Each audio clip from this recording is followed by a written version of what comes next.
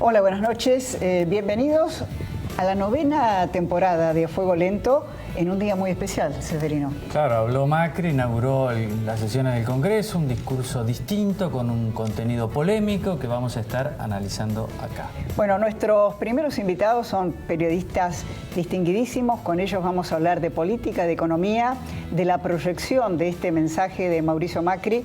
Y ya lo presento a Beto Valdés. Beto, gracias por estar con nosotros. Gracias a ustedes, como siempre. Matías Tambolini, gracias por estar con nosotros. Mariano Barrio y Gustavo Segré. Muchas gracias. Mariano, ¿qué Macri vimos hoy en el Congreso? Hoy vimos un Macri que pretende volcarse a la política. Hoy vimos al Macri político. Fue un discurso netamente político. En la Casa Rosada decían, lanzó la campaña electoral.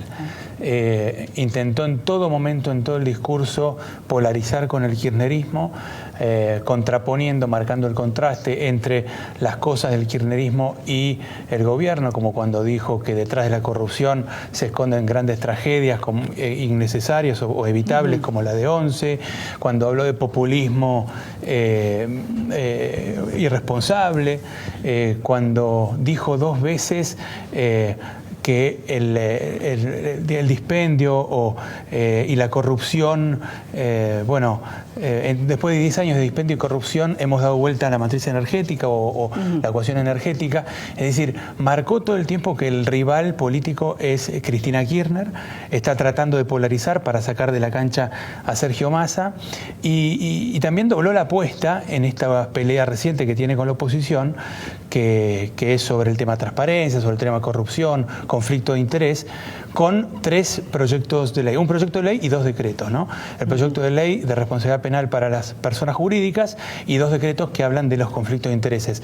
Con eso, con ese tema, él buscó marcar un poco la agenda. Se vienen más proyectos de ley y más medidas que tienen que ver con la transparencia, porque el tema del correo le pegó muy duro a Mauricio Macri. Ellos tienen conciencia, ¿no?, de que el tema correo les pegó, ¿no? Tienen conciencia, también están incómodos con el caso Avian Líneas Aéreas. Es decir, hay una serie de temas que conciernen al Macri empresario que ellos necesitan resolver, y entonces la mejor arma que encontraron hasta ahora es tratar de llevar la delantera en la agenda. Un poco el mensaje que quería transmitir Macri es: ustedes, los kirchneristas, no me van a decir a mí, no me van a venir a correr con temas de corrupción y ética. Ahora, ¿no? Esto es lo que quiso decir hoy. Beto, ¿vos crees que cayó mucho la imagen de Macri con el tema del correo? A ver, acá lo importante no es lo que pienso yo, sino lo que uno pudo comprobar en las encuestas, desde las más, digamos, alejadas al oficialismo, que marcan alrededor de 8 o 10 puntos, hasta las que encarga la Casa de Gobierno, que hablan de 6 puntos, 4 puntos, pero ellos dicen que todavía el impacto fue en imagen de gestión y no en la imagen personal del presidente. De todas maneras, el otro dato importante es que si bien por primera vez hay un tema que instala la oposición que le pega en la línea de flotación, es decir, que las balas empiezan a entrar, en el gobierno se consuelan diciendo, ojo, del otro lado no tenemos casi nadie enfrente. ¿Por qué? Porque Sergio Massa no para de bajar desde diciembre con el tema de ganancias, cuando hizo la famosa foto del tren fantasma, después volvió para atrás y todavía no termina de recuperarse. Y claro, y ahí hay un dato interesante a propósito de lo que decía Mariano del escenario que vimos hoy. El gobierno tratando de jugar, y Macri claramente poniendo el kirchnerismo nosotros, que es el escenario que muchos quieren en la provincia de Buenos Aires, con la posibilidad, incluso han crecido las acciones de que Cristina eventualmente sea candidata, cosa que hace un tiempo parecía poco probable. Es un juego peligroso ese, ¿eh? Es peligroso, pero vos fíjate que Sergio Massa hoy se ausentó, encontró una excusa para no estar presente, es decir, le saca el cuerpo. También la ancha avenida del medio, si se polariza, se transforma en una colectora. Sí. Pero el tema fundamental me parece que es, quizás al gobierno le convendría subir un poco a Cristina, pero subir un poco a Massa, sí, ¿no? Es peligroso. Matías, tu opinión de lo que escuchaste hoy. A mí me parece que en términos de los anuncios en materia económica dejó bastante que desear. Justamente la palabra del presidente anunció una caída del déficit que ciertamente no fue tal. La Argentina el año pasado efectivamente gastó menos, pero recaudó mucho menos. Recaudó menos porque la economía se contrajo más de 2% y recaudó menos por caída de retenciones y por ganancias. Es decir, lo que en casa dejaste de pagar de ganancias en una ventanilla, en otra ventanilla lo empezaste a pagar en la boleta de la luz, lo cual en términos agregados en el mediano plazo no está mal. Lo que pasa es que la Argentina tiene un déficit fiscal que la obliga a pedir prestado. Y en ese sentido, la sustentabilidad de ese sendero de reducción del déficit es un desafío para el gobierno, de la mano de lo que mejor le ha salido, que es el combate a la inflación, que trae en febrero una mala noticia. Se conocido ya los primeros informes, vamos a estar cómodos arriba de 2%. Federico Sturzenegger ya algo había anticipado. Off the record en el Central te dicen que aguantan la parada. Ellos juran, son talibanes del 17, dicen que van a estar ahí o abajo del 17%, Ahora, pero vas a tener 3 meses. Vos sos economista. Complicado. ¿Está bien que un gobierno se detenga en un solo indicador? Porque vos bajar la inflación podés bajarla, Sí, ¿cómo no? claro. Pero el problema es cómo la bajás.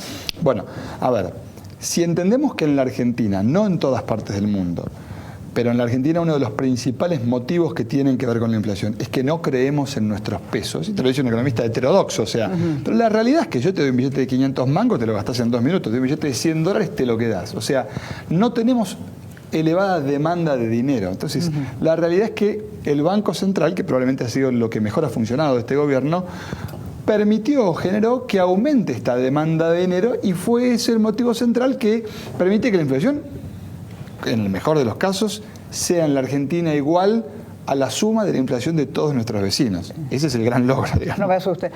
Quisiera que viéramos todos a Macri justamente cuando hablaba del tema de inflación. Y después seguimos.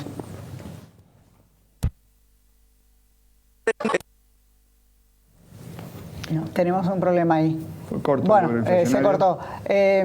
Seguimos. Bueno, muy bien. No, pero evidentemente el número del presupuesto. repitió el número del Lo que le dice presupuesto. Sturzenegger. Ahora el tema hay que ver qué pasa también con las LEVAX. Porque ya la semana pasada el presidente del Banco Central no se mostró muy confiado en que bajara la inflación. Otra fuente de gobierno Más que tenía esos números. lo que te dicen que el problema es el siguiente. Lo que viene es la discusión de la paritaria.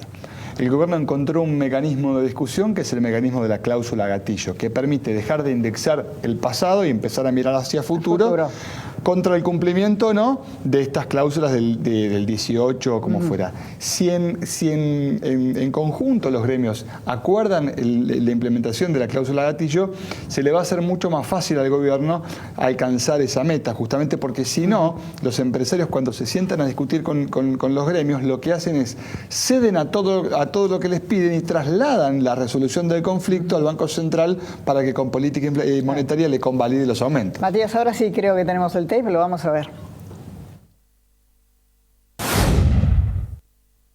La inflación es tóxica, destruye el salario de los trabajadores, dificulta ahorrar, paraliza la inversión y nos impide mirar a largo plazo. Los gobiernos anteriores la fomentaron y la quisieron esconder. Nosotros la enfrentamos y hoy está en un claro camino descendente. Bueno, con este 2% te hace dudar, ¿no? Sí, un poquito más va a ser de 2%. Sí. Un bocadillo nomás. Y lo que dijo Duhovne hace unos días es que esperan una baja por debajo del 1 a partir de mayo-junio. Sí. Gustavo, ¿cómo viste hoy el mensaje del presidente? Yo esperaba más contra la corrupción, algo que nos diera la sensación de que había un compromiso formal de la corrupción. Entendí el tema de los decretos, entendí el tema del proyecto de ley, porque no estamos acostumbrados a un presidente empresario, ¿no? Entonces es claro que hay un conflicto de intereses que vamos a tener que empezar a entender y asumir, y me parece bien que salga por parte del presidente de la República esa iniciativa.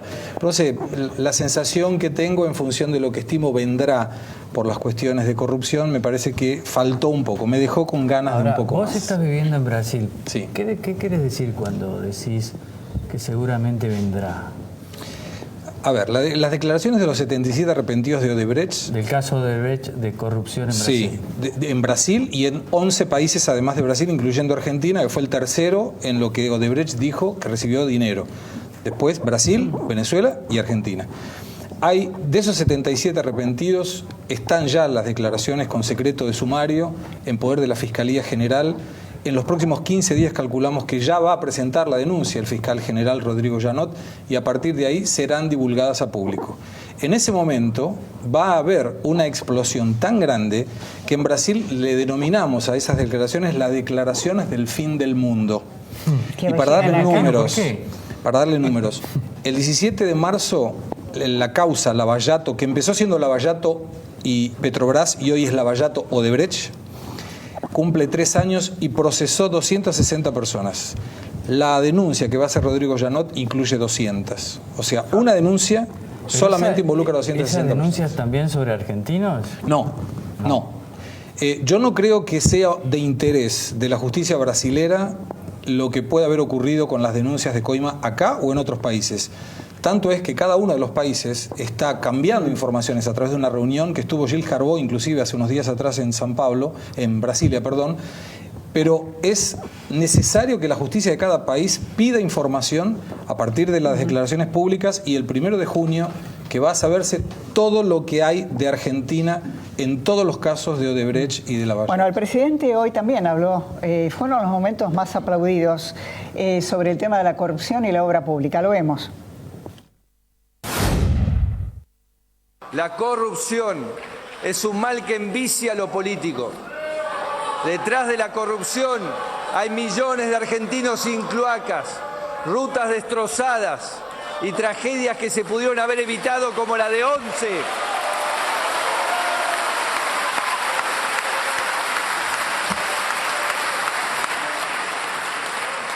Hoy la obra pública dejó de ser un sinónimo de corrupción.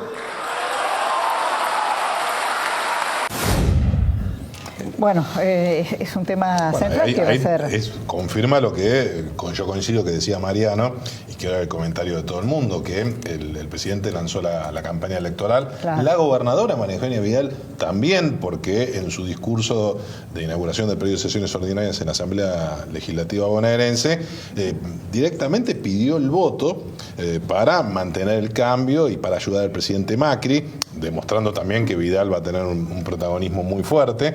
Y de ese punto de vista me parece que volvemos a lo que planteamos antes. Quizás lo que vimos en el recinto, es decir, kirchneristas y Macri, el oficialismo, es decir, los bloques legislativos de Cambiemos muy consustanciados, quizás más que hace un año atrás, sobre todo los radicales, me parece que anticipan quizás que en la provincia de Buenos Aires, vuelvo a insistir con los rumores que le dan más entidad a la posibilidad de que Cristina Fernández de Kirchner sea candidata a senadora por la provincia de Buenos Aires. No mide mal, tiene un rechazo importante seguramente en el interior de la provincia y en el primer cordón, pero le va muy bien en el segundo y tercer cordón, mide bien en la tercera sección electoral, donde paradójicamente a Cambiemos no le va tan bien. Por eso va a ser muy importante qué hace Massa. ¿En la provincia quiénes están primeros? Massa, Margarita está acá. Depende de la encuesta. Hay encuestas que los dan a ellos liderando. Me parece que es totalmente prematuro plantear eso, porque hay una cuestión muy interesante. Te lo dicen los encuestadores. De entrada, cuando empezás a hablar con un consultado, lo primero, el 70% dicen que no tienen la menor idea que hay elecciones, que se vota, que se elige, con lo cual... Cambiemos no tiene candidatos, además. Macri no tiene, bueno, habla muy bien de la gente, porque si estuvieran preocupados ahora... Por como nosotros, que somos anormales. Nosotros tenemos que hacerlo, lo hacemos con gusto, para que la gente vaya pensando, pero no pueden estar pensando... Bueno, vos fíjate que hoy Carrió, me parece que plantea algo muy interesante, hace unas horas nada más, donde dijo, por primera vez admite que la gobernadora María Eugenia Vidal no quiere que ella sea candidata y que le prefiere a Macri, a Jorge Macri. Un trabajo de psicoanálisis ahora sí. Va a ser, pero me parece que empieza a decir, yo quiero ser candidata y quiero ganarme mi espacio. Va a depender mucho también de si Cristina Kirchner va como candidata, porque ahí me decían en Casa Rosada que sería muy difícil decirle a Carrió que no, si va Cristina Kirchner del otro lado, ¿no?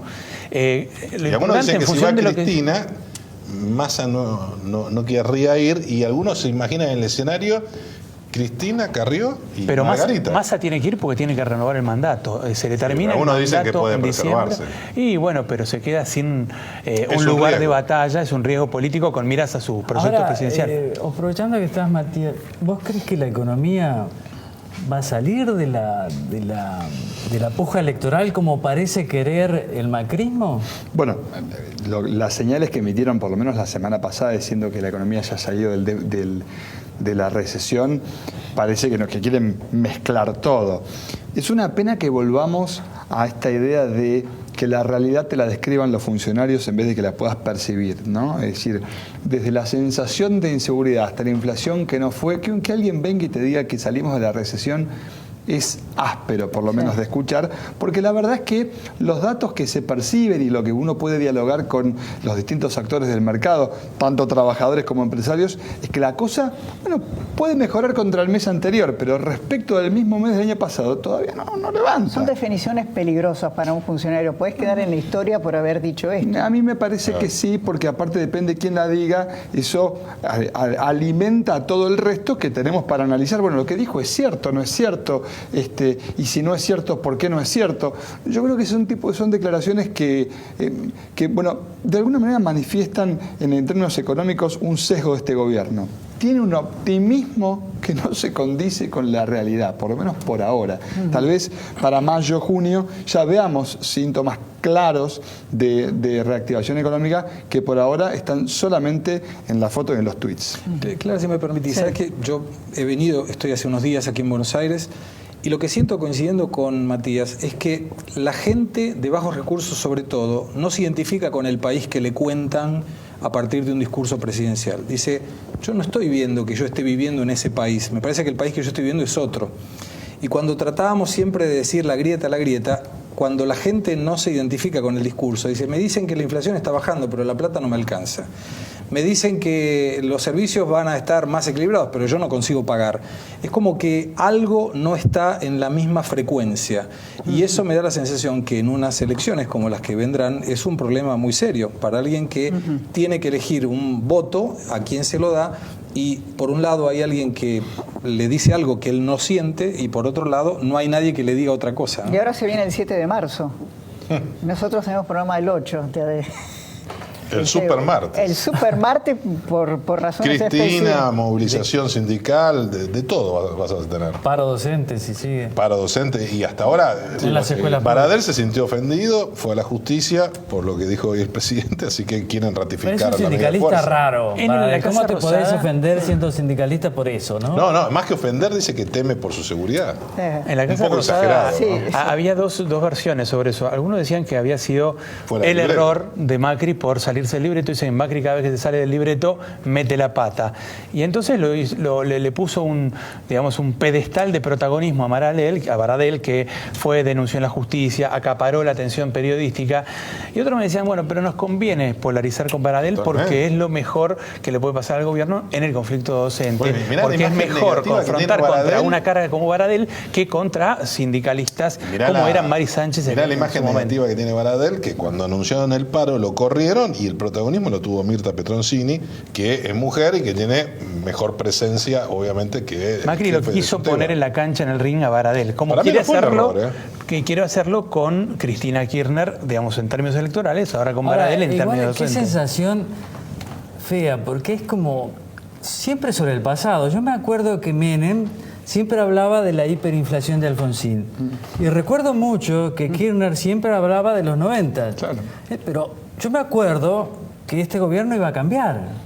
Bueno, pero... O sea, hay que hablar sobre el pasado Sí, pero es un recurso electoral. Que Cuando- lo tenés que utilizar. no es que siempre. Cuando el país te va bien, vos hablás Es del una presente. lógica Exacto, pero plebiscitaria. cuando vos no Ojo. tenés un presente para mostrar, estás obligado a pelearte con el pasado.